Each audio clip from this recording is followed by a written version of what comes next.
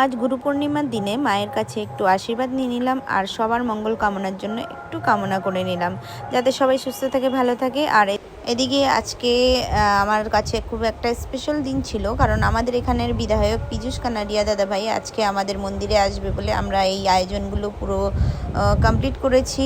কালকে তোর ভিডিওটাই দেখেছো, আমরা আলপনা দিয়েছি, সব ইয়ে করেছি। এখন আমরা সব রেডি হয়ে সব পীযূষদার জন্য অপেক্ষা করে আমরা দাঁড়িয়েছিলাম যে পীযূষদা আসবে, তারপর আমরা সবাই ওয়েলকাম করব। এর মধ্যে ফুল নিয়ে আমরা সবাই দাঁড়িয়েছিলাম আর পীযূষদা চলে এসছে, ফুল দিয়ে আমরা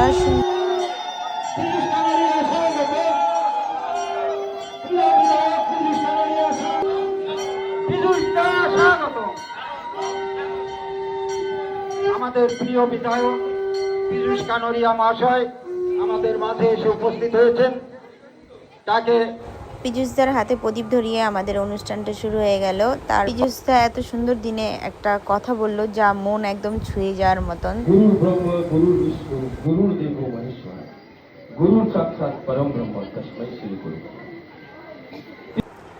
কথাটা শুনে মনটা একদম ভরে গেল। তারপর এদিকে পীযূষদা আমাদের যজ্ঞে বসে পড়েছিল, যজ্ঞ শুরু করে দিয়েছিল। যজ্ঞ কমপ্লিট করার পর নমস্কার করে তারপর সুন্দর একটা রাধাকৃষ্ণের ফটো ফ্রেম দিয়ে আমরা পীযূষদাকে সম্বোধন জানিয়ে নিলাম। আজকের দিনটা সবার কাছেই খুব গুরুত্বপূর্ণ একটা দিন, কারণ গুরু পূর্ণিমা বড়দের কাছে আশীর্বাদ নেওয়ার একটা দিন।